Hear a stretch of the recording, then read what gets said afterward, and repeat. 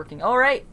Hey guys, I'm Samuel Prokowski, and I'm the host of F4. This is episode 4, and we will be doing getting sponsors and grants. Mostly sponsors and grants. And then probably some discussion about the geography of New York. And apparently, based on two of our co-hosts, Delaware does exist. So we're going to start with Colin Stiers. Where are you from? I'm from a little bit north of Baltimore, Maryland. I'm with Team 1719, the Umbrella Corporation. All right. And Colin Cresta, where are you from? I'm Colin Cresta. I'm from 4954, Delaware. We're in Delaware. It's below PA, above Maryland. A little bit the side. Yeah. Team 4954, Founder of Robotics. And Suri? Hi, I'm Siri. Our team is, I don't know where his box is, but the same team as Colin Cresta, 4954, and yeah, Delaware does exist. So yeah, It's his box is to your right. But not okay? really. So if you ever want to point at him, I'm above you, and Stiers is your diagonal right. Cool. There Okay. you go. Cool. Glad we got out of the way. Anyway, we're gonna dive right into our topic because nobody got time to hear about Delaware. And we're going to start with grants because it seems like a couple of our co-hosts over here have gotten some of those. I have personally never written a grant other than the NASA grant, which they decided not to give away at the last minute. Not salty at all. So let's hear from the people that know best about grants. And that's the team from Delaware. Sir, you wanna start this? So I'd say grants are a pretty staple in terms of getting finances. They're usually like pretty large amounts. So like for example, we got a Wincoat grant that was $15,000, which we get every year. So that's been a really big foundation of our team financially. And in terms of like requirements, you just have to make sure you get established that their money is being used in a right way, that it well represents the company that's giving out the grant. And that you have to make it seem more of an investment rather than a donation. That's the kind of tone you should have when you're writing grants or when you're presenting to companies who are giving out grants.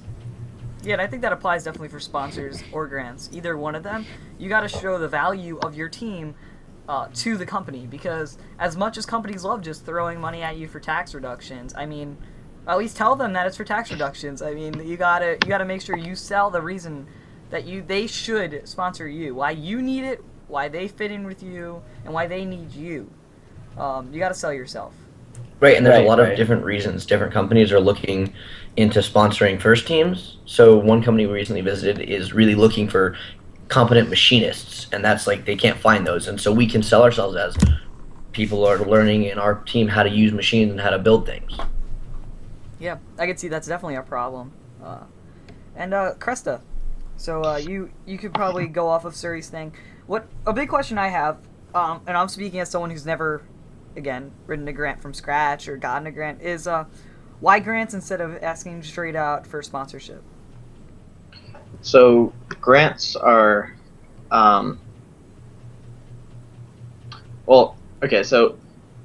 typically like a grant is kind of like from a foundation and not quite a company. So it's kind of like, so a company will set up a foundation and to distribute their nonprofit money, and that's kind of, well, at least who we've written our grants to are these foundations. The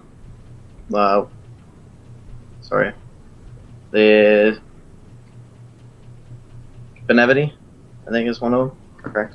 Yeah. So it's through a certain company that'll give you grant money based upon,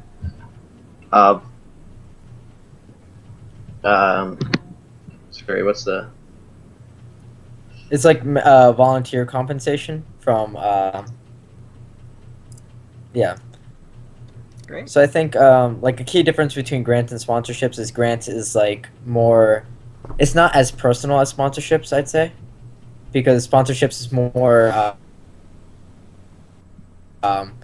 you go up to the company and the company gives you the money because they want to see it's more personal between the two parties. And then grants is just this money is allocated towards being given away, and then you apply for the grant. You get take away from the pool of money that's being allocated for the nonprofits, and then Right. sponsorships is more of a one-on-one, more personal transaction.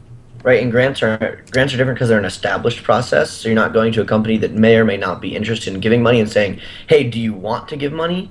You're going to a company you know is wanting to give money, and you're going through an established process through filling out a form or submitting a grant, and you know that there's already money out there that they want to give, and so you just have to apply for that money. Yeah, that's Right. definitely Yeah. a very good observation. With sponsorship, it's a shot in the dark. You don't know whether this company wants to give you money. But then there's another side to sponsorship, which is not financial, which we could speak about slightly later. But before we completely get off the topic about grants in 6 minutes, what else should we add to this discussion? Like, how do you write them? What's the wording you use? What companies or rather foundations in particular, do you look towards? So I would say in terms of actually writing the grants, I think a big mistake that a lot of teams make is writing too academically, too pedantically. I think is the right word. Where it sounds almost they're trying to write, they're making it sound like an English essay rather than an actual like this is what we're going to use the money. You have to be solid and straightforward with what you want and what you're going to use the money for and what your goals are. Because if you try to make them figure out what you're writing using all this metaphorical language and elevated language, that's great on an English essay, but in terms of getting your point across and not wasting their time, I think that's the biggest thing in terms of actually writing physical grants. So to follow up on that, there's a really good kind of adage out there that says people don't buy what you do. Instead, they buy why you do it. And so you have to explain to the companies why what you're doing as a first team is valuable, and then they're going to fund that. They're not going to fund 6 kids in a basement building a robot. They're going to fund development, growth, whatever you want to sell yourself as. Yep, that's Right. that's definitely a solid point. I mean, And I mean, I'd say also having more specific goals would be beneficial because anyone can say, we're going to use your money to spread STEM. Okay, that's great, but that's a very broad statement. You want to be more specific with your goals. You should have more.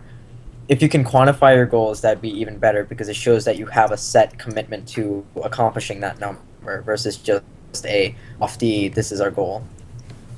yeah, that's definitely. I mean, you want to make sure that once again the foundation, knows what you're gonna do with the money, and also you want to make sure that they would be the kind of foundation that would be willing to give you the money, which is definitely a fair assumption. But anyway, is anything anybody want to add anything to that topic?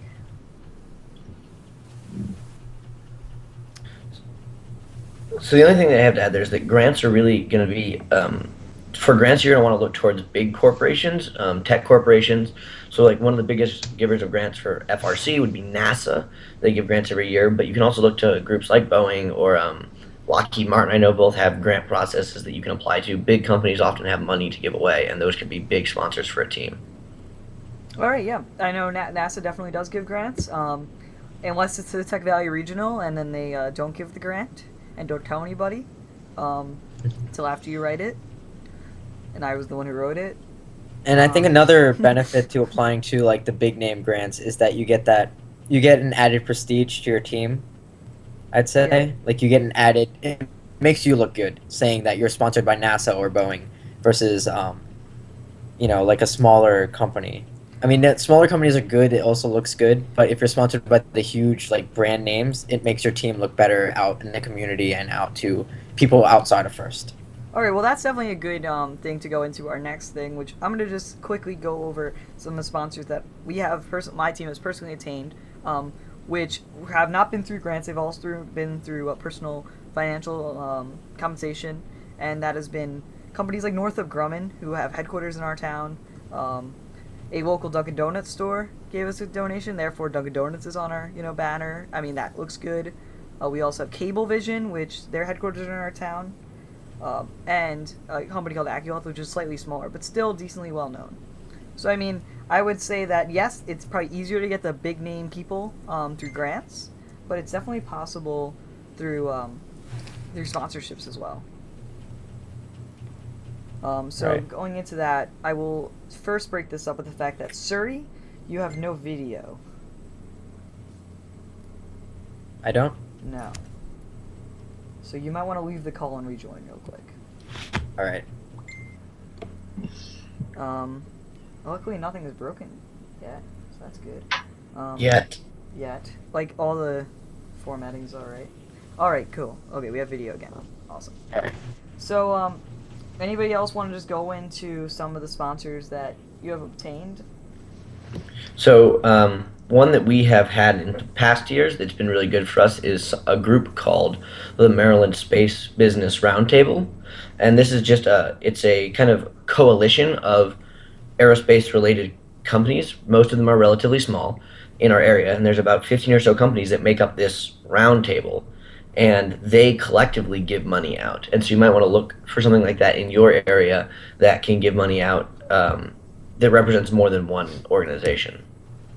Yeah, that's definitely a good thing. I mean, you want to look towards companies that have money. I mean, there's some you can look towards your local laundromat, but they're probably not going to have too much money to give you. They might give you a couple $100, and of course that's money that's going to be well spent. Everybody needs a couple $100 is money, but I feel as if the bigger sponsorships are the ones that you should probably focus on. They're just more willing to give out large sums of money because they have large sums of money. Yeah. Yeah, one of the things our team did our first year to I try mean, to but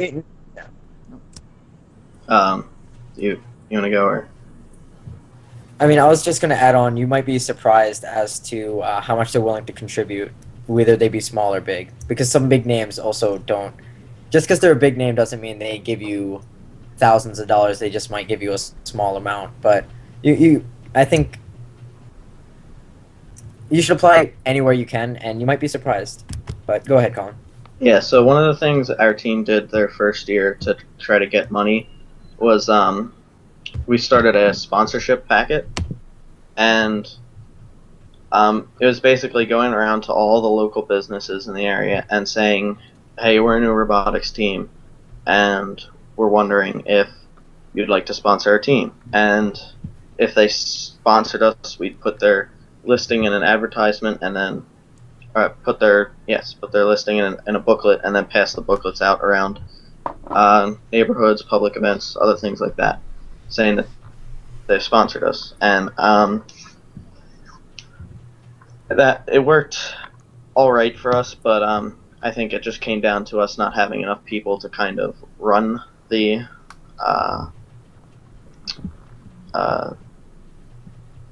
event. Yeah. So I mean, that's definitely something that we've done, or rather, we're working towards. What's great about where we personally live is a lot of industrial companies. Our town, that's something we're totally spoiled with. I hear, oh, this team's from this town. They have 5, companies in their town hall, and that's it. Whereas across the street from our school is where they built the lunar module. It used to be all Grumman, and now Grumman has sold off a lot of the area to many different companies. That would be Cablevision, plenty of aerospace companies, just crazy amounts of industry. So those are always, great local companies that you can reach out to. But then there are also towns where there's a neighborhood pizza shop, and they'd be happy to give towards the local high school robotics team. So I mean, reaching out to everybody. You go for it.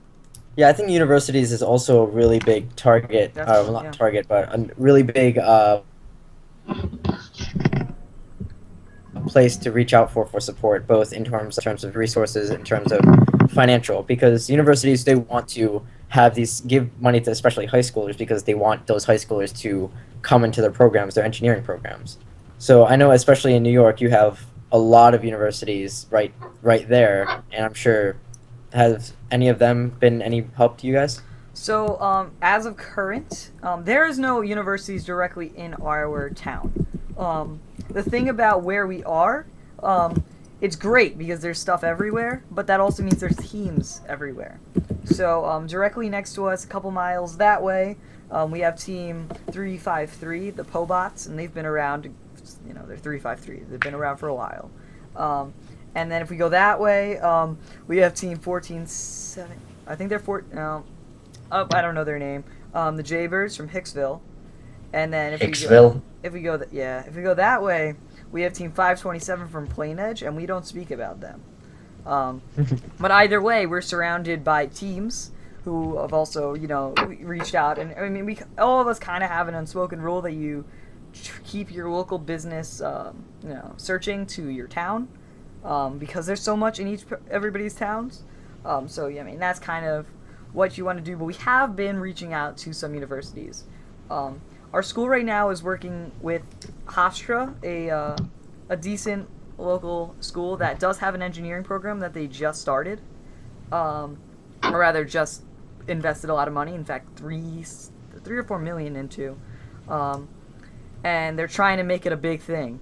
They actually invited some people from our school, including myself, over there to go to a class, and just experience what was going on and get a little tour of their lab. So right now, I'm personally reaching out to one of the professors there, to let us most likely use some of their machining capabilities there, and some of their test machines. I mean, everything's brand new. They literally have a crazy amount of brand new machines. I didn't get to see part of their machining lab, but I did see some of their material testing labs, and it's crazy what they have. And it's really not being used much. Their engineering program is still starting, so it's really small. So I think that's definitely a place that's going to help us out a lot. I also know that Farmingdale, a local college, has helped a couple of other teams, so we're going to probably try to reach out to them. And then there's a couple of colleges out east that are much bigger. Stony Brook, which hosts the kickoff for our area, I'm pretty sure they've helped teams.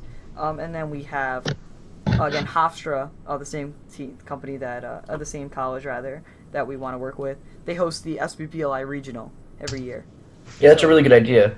We're actually near a college, and we haven't ever thought to apply to them, so that's something definitely to take a look into. Yeah, colleges, Surrey's definitely had a great point there. Colleges are great, because not only do they want high schoolers, they also, they want high schoolers. I don't know where I was going there. So I'm just going to awkwardly end that.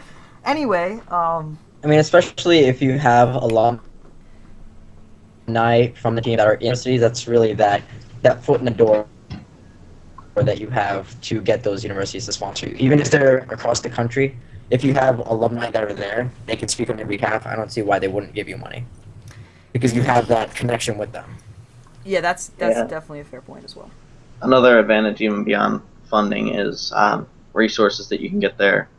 Like, I know that we have alumni there that are in the engineering program, and they're actually able to get parts made for us at the school because, well, they have access to the engineering labs.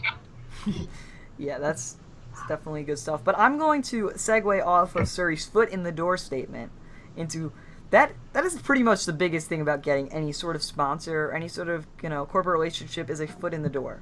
Because you could try emailing their press contact, their PR contact, the random lady you met across the street, but you got to make sure that you have someone high up. Because a lot of times, especially at a large company, there are plenty of people that have no way to contact the people that could actually give you money. One example, a way to get a foot in the door, is to find the CEO's email address. That's not as hard as you think. I did this once. That's how we got the Cablevision sponsorship.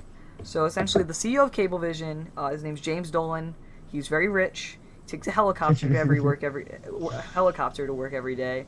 He owns Cablevision along with Madison Square Garden and the New York Knicks. Wow. So the guy has money. Personally owns Madison Square Garden, the New York Knicks, and Cablevision. And I was able to find his email address online. And then I sent him an email.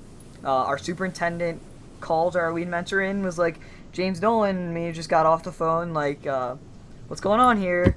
He didn't know about it either, so that got a little awkward. But in the end, we got some money, and that's all that matters, right? Right? Right. Yeah. Well, right?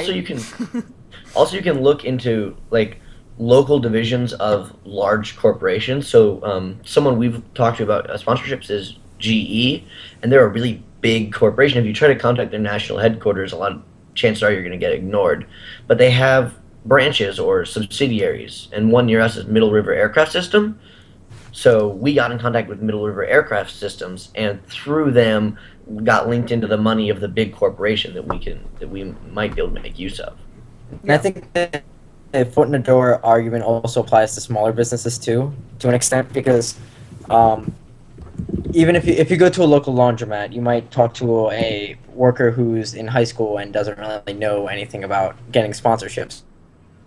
But a lot of towns have a chamber of commerce, right? So chamber of commerce, everybody comes and everybody who owns a business is in one place, and you can network with them very well and then say,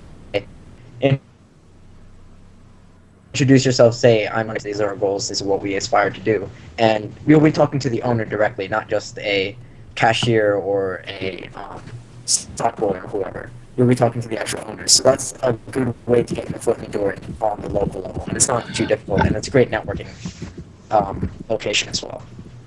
Yeah, actually, I've never thought about the Chamber of Commerce. That's a very good idea. I mean, that's a way to connect with a lot of people that own businesses, whether small or large. And again, those are the people you want. I mean, managers are a little better, but really, the guy that's going to give you money is the owner. That's the guy that probably does the taxes. And the bottom line is that's going to play a big role in any sponsorship towards a team. No matter who you are, it's for taxes. But yeah, I mean, foot in the door is very important. I mean, recently, you can also get a foot in the door in many ways. Contacts are a very good way. Right now, we're working with a sponsorship for Google, and we were actually at their headquarters yesterday, where we did a presentation of our robot. We shot boulders in the middle of the Google headquarters. We were not allowed to take any pictures, which just sucks. But believe me, I'm not lying. We did it.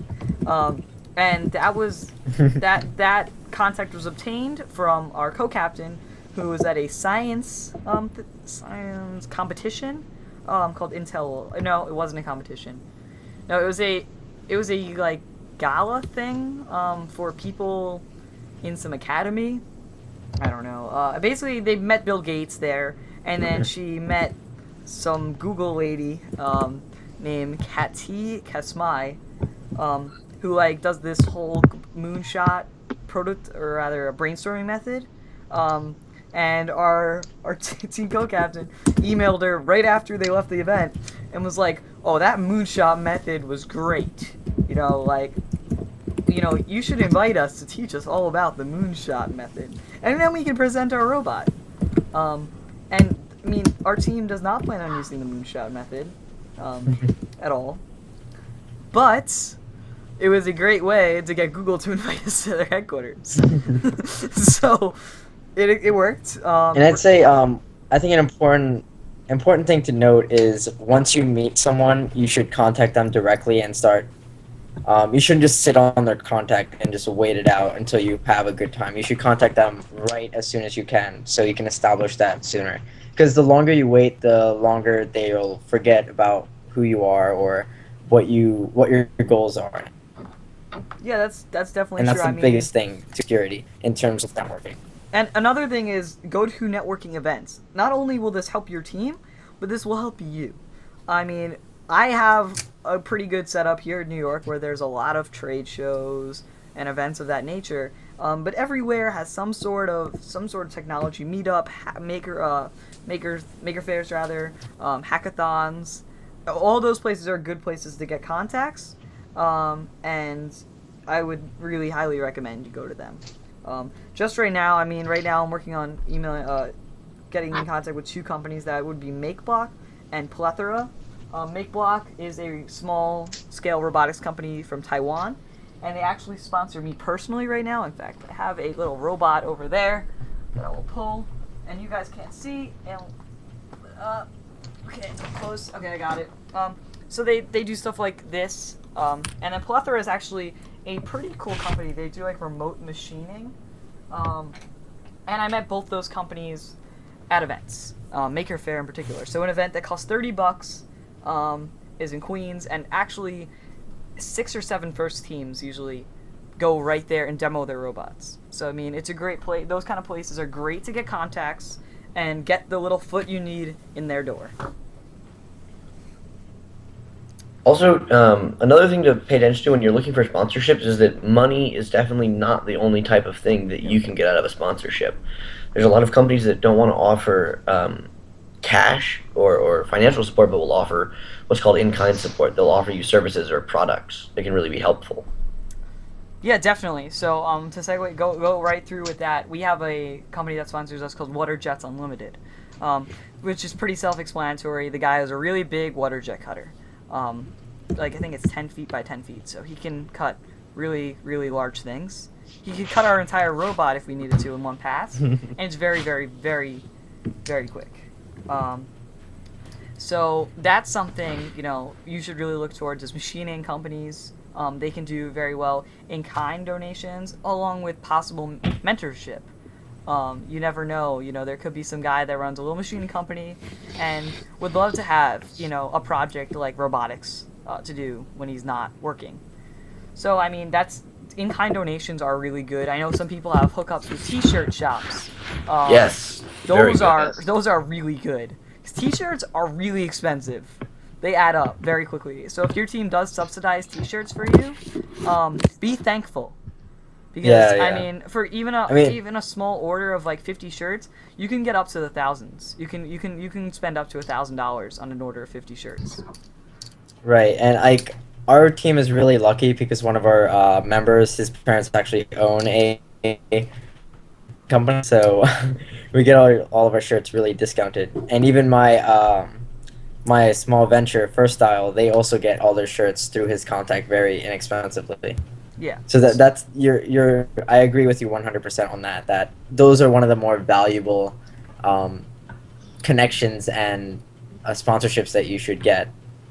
Yeah, and a good printing company is also a really good sponsorship. Sometimes they actually do t-shirts as well, but that's for stuff like banners, promotional items, wristbands, stuff like that. Standards, exactly. In fact, a funny story with our standard is we got a brand new pit set up this year after our school gave us a $3,000 grant for marketing. So we had $3,000 that our school was like, this has to be spent on marketing. So of course we spent, you know, a good amount of money on the pit.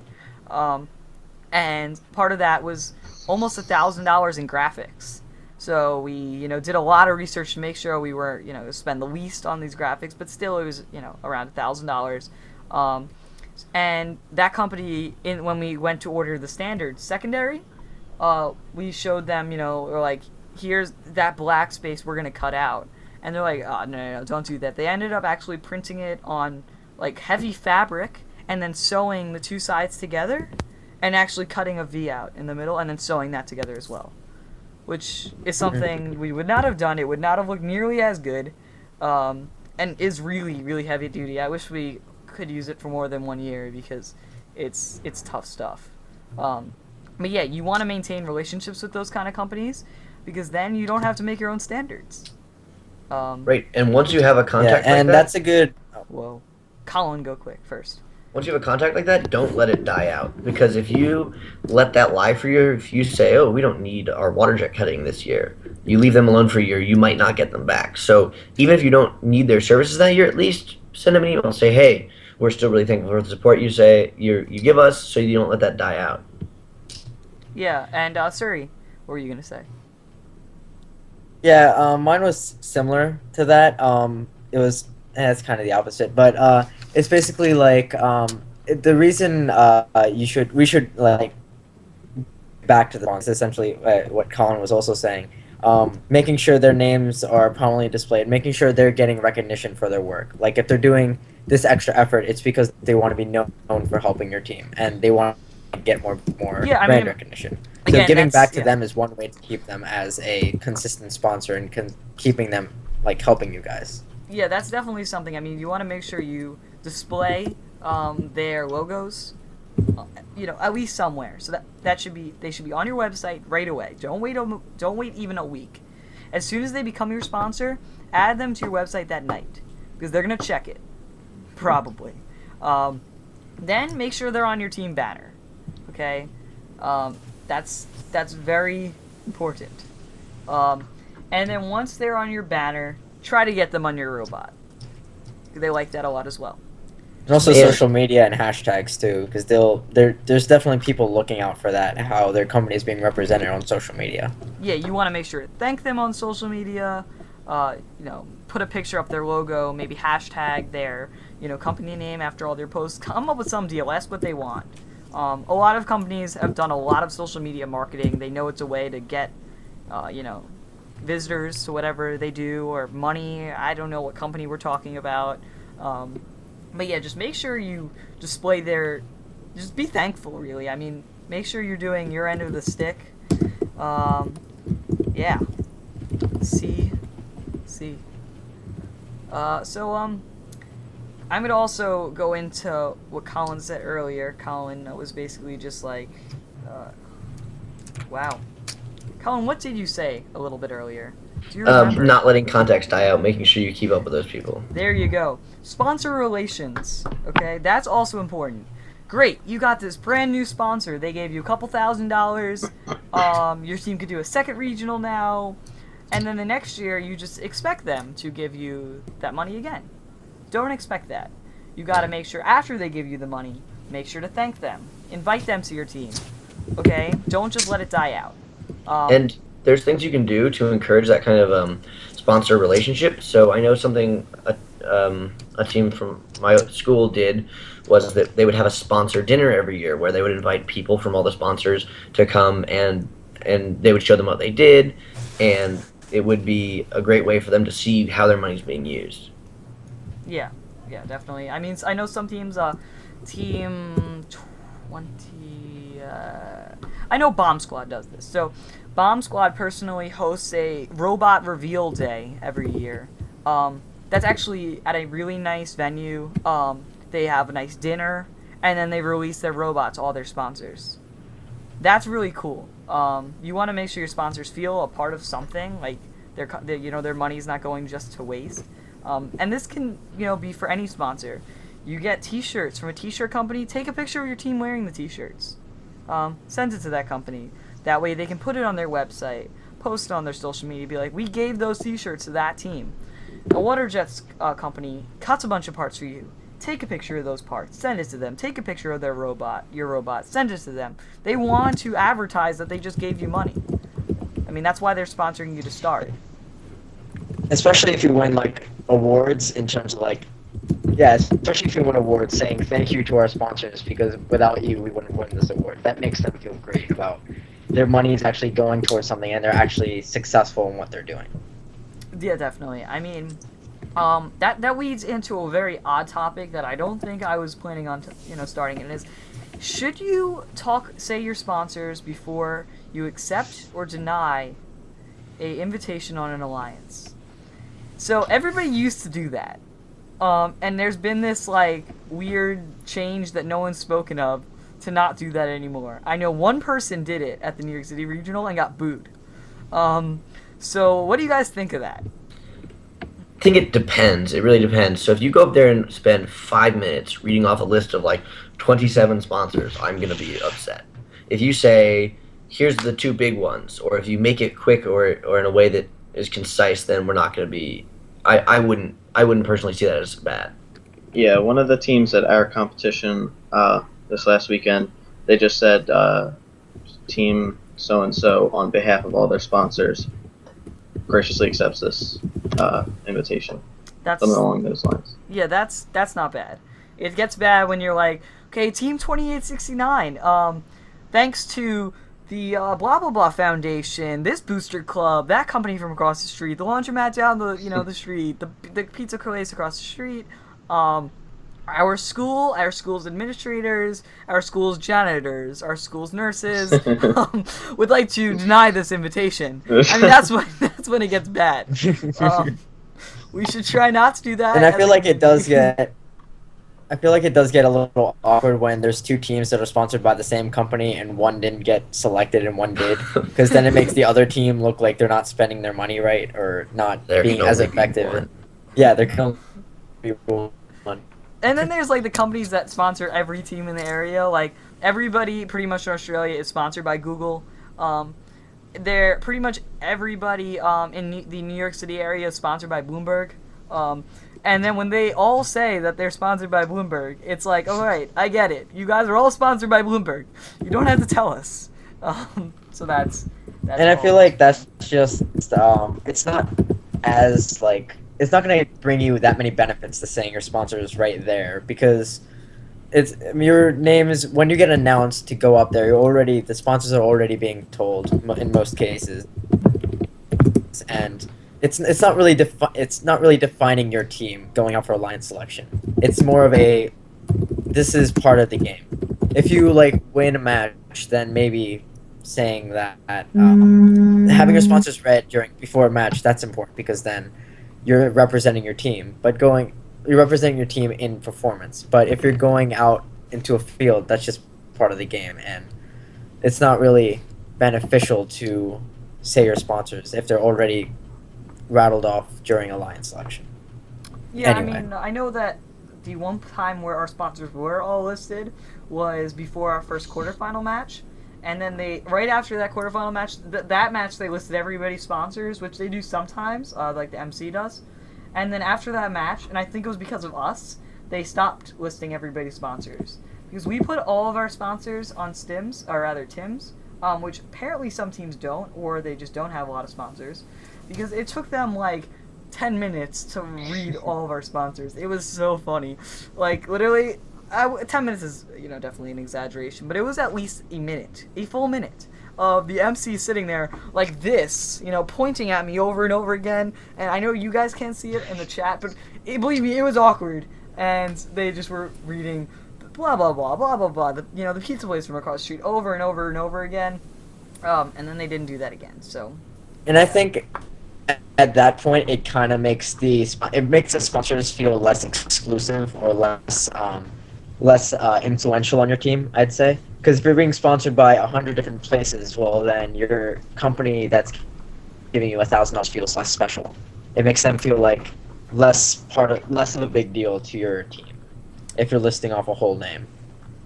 Here's something that we should also probably touch on is sponsorship ranking. So a lot of teams do that. I've seen precious minerals be the reason for ranking, numbers, and sometimes just cash amounts. But they're pretty much all, ranked some way by cash or donation level. What do you guys think of this?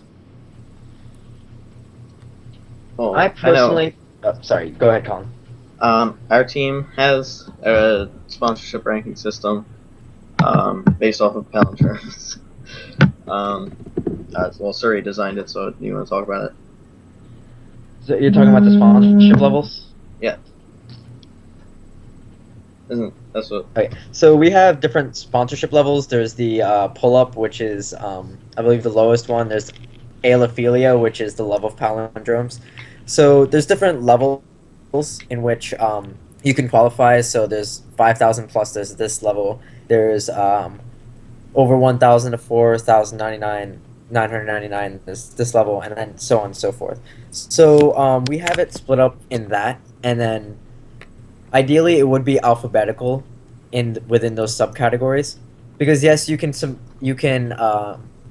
up those subcategories to be showing that this is the biggest contributors, this is the less bigger contributors.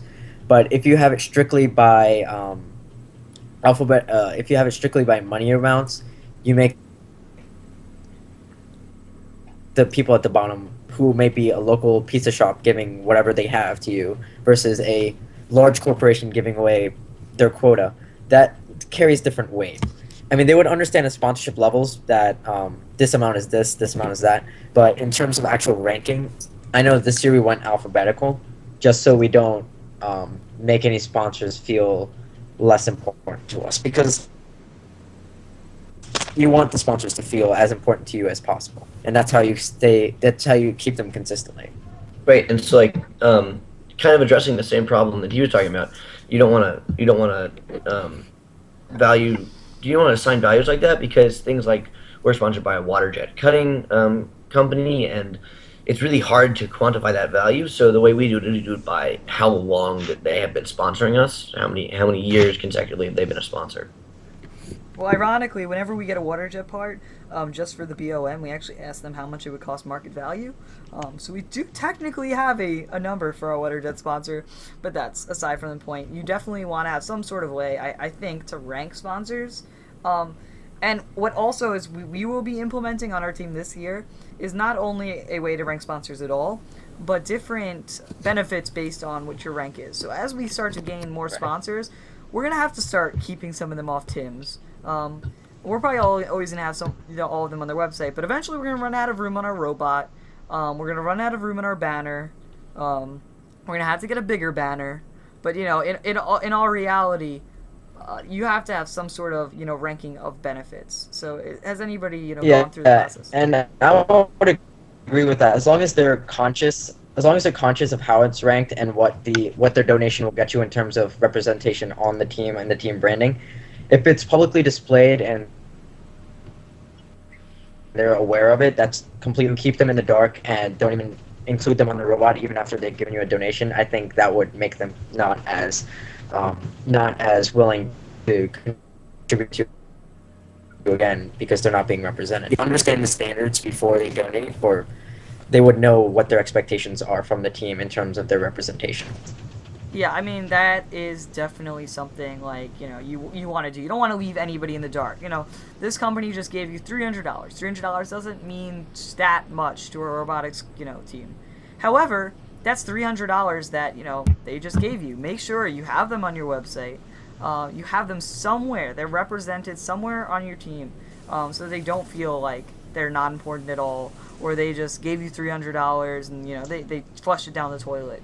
Keep them on your email list. Invite them to events. Right, and again, like with smaller events, they may not even be able to afford more than $300, and versus ones that have to give away money. I mean, that $300 is probably a higher percentage of their yearly earnings than your $4,000 from NASA. It definitely is, And every little bit adds up, So you need $5,000 a year to register a first team. $300 matters to that, especially when you consider that, like, if you don't meet that amount of money, like, you're gonna have to be pulling money from team dues or however you do that. So any little bit really adds up to being beneficial. Yeah, and I mean, $5,000 is a lot of money. Registering costs a lot, and then hey, you want to do a second regional? $4,000. You want to build a practice robot? Here's another couple thousand to go. I mean, it can get very, very expensive really quickly, and any money you can get to go towards that is really helpful. But it is 8:42. We have talked about this for 42 minutes, and I know what time it is. It is time to discuss the geography of New York. All right. So before this chat started, I realized personally there's a lot of confusion about the geography of New York and Long Island, mostly the New York City and Long Island. The southern part of New York, the part that matters, and we're gonna go over that right now. So I'm gonna bring up a map. I'm gonna download the map. I'm gonna make sure that it's for everybody can see it. Visuals just help a lot. And I just found a great one. Okay, this is good. So I'm just gonna save this. All right. Are you working here? So Google's still learning. Maybe we'll go over this in our next sponsor meeting. All right. It was funny when we were there. We were having some issues getting Google Drive to get up, and one of the guys was like, "This is my team." Yeah, I'm sorry, guys. It's all my fault. This is my fault. So yeah, that's great. Okay, so we have a good map. Nice and big, perfect. I don't know why Richmond is on there, but Hey, maybe there's a Richmond, New York. Well, there is. Or is that? No, that's definitely New Jersey. All right. Or maybe it's not. Maybe I'm still learning the geography of New York. Okay. Anyway, let's start with where everything's connected. So, unlike popular belief, Manhattan is an island. All right. Some people refer to that as New York, even though New York City is actually 5 boroughs. So those boroughs include Staten Island, the Bronx, Brooklyn, and Queens and Manhattan. There's 5 of them. And I just realized this map actually does kind of stink. So I'm going to change our map. Okay, to be clear, Manhattan is an island that is also different from Long Island. This is the bit that was this was hard. Yeah, so you want to make sure everybody understands that. Here, I can throw up some sort of map. Yeah, I just found a much better one. So I'm going to add this map now. Yeah, finding apparently a good map is hard, which I guess that's probably why we have issues with this. It's the lack of good maps. Because it took me a while to figure it out because Manhattan is an island, but it's only an island by about 20 yards. No, it's bigger than 20 yards. Just a bit, but it is quite small. It's smaller than Delaware, so I mean that's an achievement, guys. Right? So We found one. Fun fact, though, there's 8 times the people in New York City than Delaware. Oh dear. And is that The entire- is that all New York City or just Entire state Manhattan? of Delaware. All of New York City. Okay, that's not bad. It's not terrible. I'm pretty sure in Manhattan there's more people. Pretty sure Yeah. Delaware Oh, has there's the population definitely of more people. Baltimore. Oh, that's I mean, I think we have 800 something thousand. So Wait, in the whole 800 state? something thousand. We have about We have more than 9 that in my county, We have yeah. which is what? half of Long Island. Okay, population of Delaware is currently 935,000. All Yep. right, so yeah, you guys are 17 or 18 times. New York City is about 18 times your state. Okay, yeah. So there's only 622 in thousand in Baltimore, so So- a little bit more than the So city. So what's the population of New York City? Is Big. It's 8 million. So Oh, yeah, God. it's a little over 10 times your state. A little over 8 times. They have almost a million. Oh, they have almost. I thought they had 800,000. 935. Oh, okay, that's well. It's 8.46 million. Okay, but just Manhattan alone has 1.62 of those million people. So that tiny island, and I'll get that size real quick. I thought Manhattan wasn't residential. I thought that was just It's not that residential. That's why out of the 8 million, even though it is the most dense area of buildings, it's still not that much. It's only an eighth of the actual total population of New York City. Brooklyn, Queens, and the Bronx have most of the people. Staten Island, again, it's a dump. to be fair, we produce more corn than New York. Wait, Do you? hold on. Are you sure Does about New York that? produce corn Yes. at all? It's Yes, there's we a do. corn farm less than a mile. No, that way. I'm still wondering. Are you sure of that? I'd like Oh. you to, because we do. I Produce mean, not corn. not the whole state of New York. I'm talking about New York City. Oh. Hold on, Alright. let's confirm this. Corn. So Road. yeah, so Manhattan, which has more people than you guys, is 22.82 square miles, and Delaware is 2,491 square miles. So that's pretty good odds right there. Yeah. So, but let's get back to geography because everybody likes the amount of populations. But I mean, we got to know where everything is. So to start, Long Island is 2 counties. However, the actual island contains Brooklyn and Queens as well, which are 2 more boroughs of the 5 boroughs. So you don't need to go over any bridges to get to Brooklyn and Queens, and technically those 2 boroughs are actually part of Long Island, geographically. Manhattan is separate from everything, and the Bronx and Staten Island are connected. But once again, no one cares about Staten Island. Let's reiterate. Basically, Long Island is split up into 2 counties, Nassau County and Suffolk County. Suffolk County is about 3 times the size, but is not 3 times the population. It's only slightly larger in population. Okay. And contains the Hamptons, which are pretty famous on New York City. To be clear, the state of New York does produce more corn than the state of Delaware, but only by a little bit. Really? Yeah. All right. I thought New York would completely decimate us in corn production, but We do more. Oh wait, Okay, never mind. okay. I was reading the wrong number. Yeah, they have 3 times your corn production. Oh, okay. but I'm pretty sure they're more than 3 times the size, though. Oh, we definitely more than 3 times the size. Yeah, so they our only corn have priority- 30,000 more than Maryland. 30,000 Our more. corn priority is a lot higher in Delaware than New York. Whoa. There's some shots fired from I Mo Caros over here.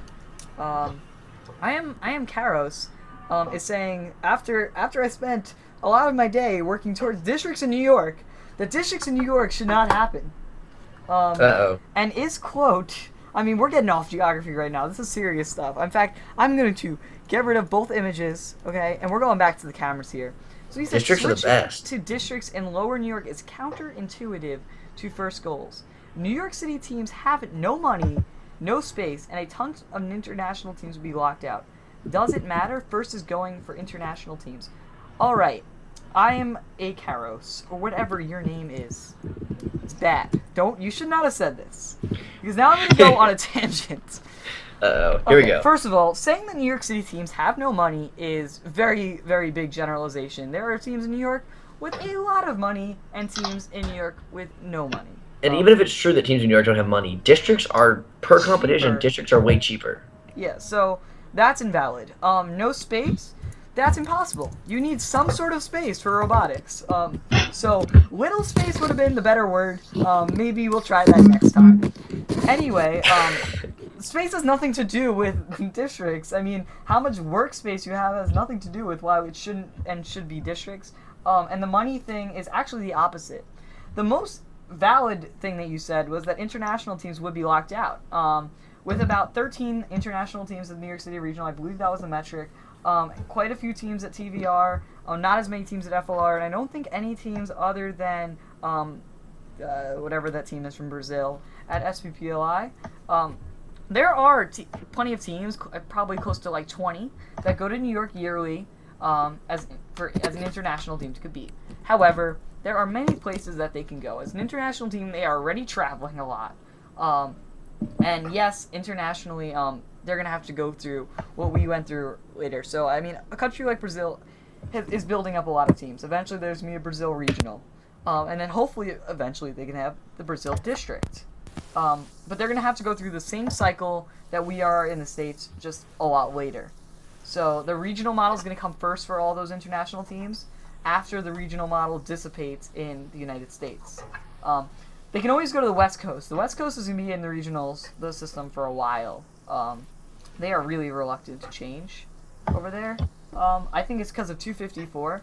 And Canada is going to be in the regional system for a little bit as well. Because, OP Robotics has to lose their streak before they're even going to consider it. That's just how it goes. But in all reality, I think that saying international teams should play a role in whether we should or should not switch to districts is invalid. And he said it would work in upstate New York, but lower New York would not work. I don't understand that. Lower New York has most of the people.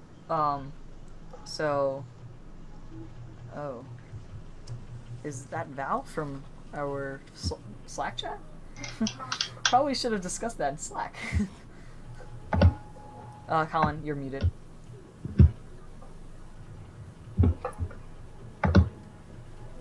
Colin, were you trying to talk? Still muted.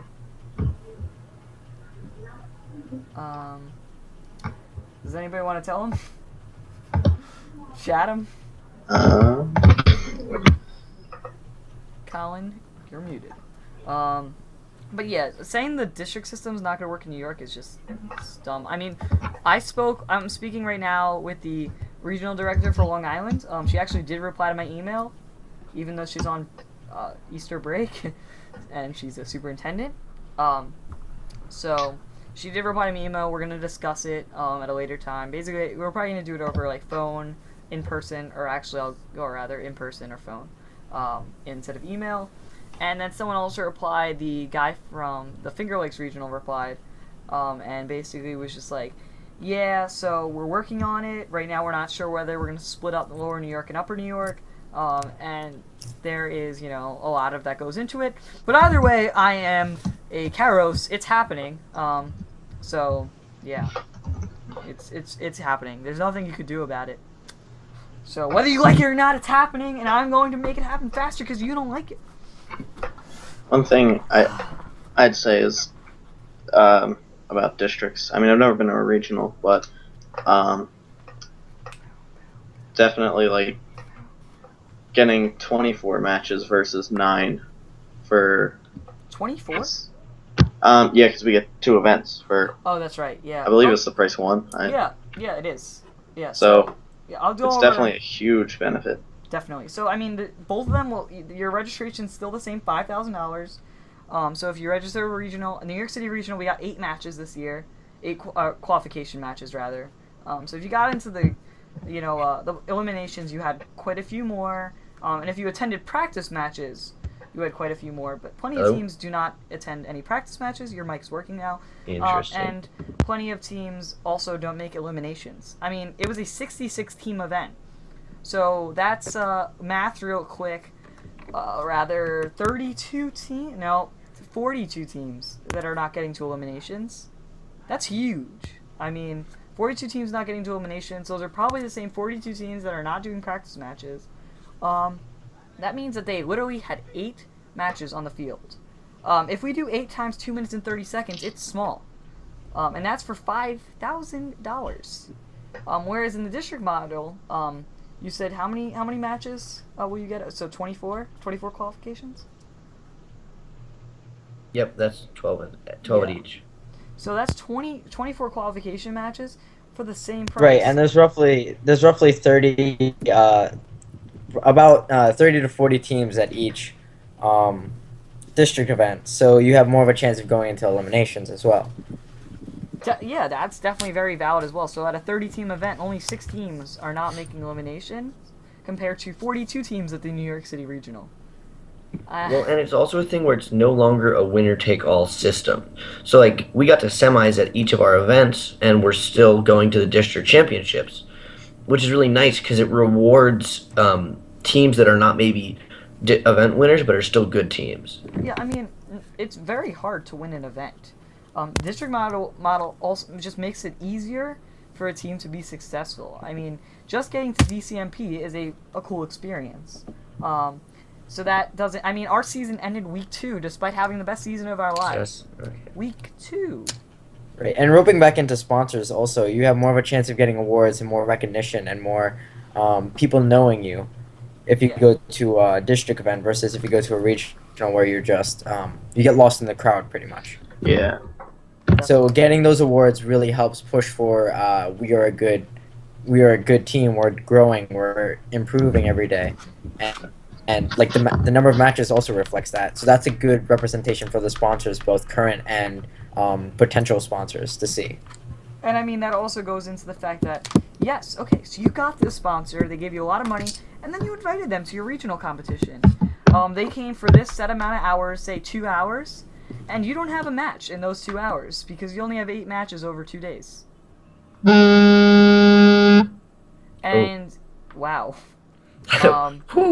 So yeah, that's a legitimate concern.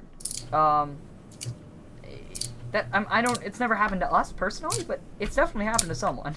Well, it's happened to us that, like, our school's principal came to an FRC competition for the first time, and we got into a match just as they were getting ready to leave. Yeah, so I mean, we had something. We have really good school support, for lack of better words. Our superintendent started our team back in 2009, and so on practice day we had a couple of the assistant principals, the principal, a bunch of the directors of we had the director of technology who actually came every day, the director of science, the director of math. They all came by. The superintendent came by, the principal came by, the director of technology came by, the superintendent of technology. We had everybody under the sun come around to our pits. And I believe a couple of them probably left without seeing a real match, because some of them, I know a couple of them left without seeing a real match because they came on practice day. So that's a thing. We did practice though. Luckily, we were not that team that we were building something on practice day. We finished really early, and we would have gotten way more practice time if our coder did not write a code that broke all of our drive code, or a line that broke all of our drive code. But anyway, programmers. Yeah, right. It is 8:59, which means that the show is about to end. So thank you guys for watching. The 4th episode of F4, slightly rough with the fact that Surrey's camera is still loading.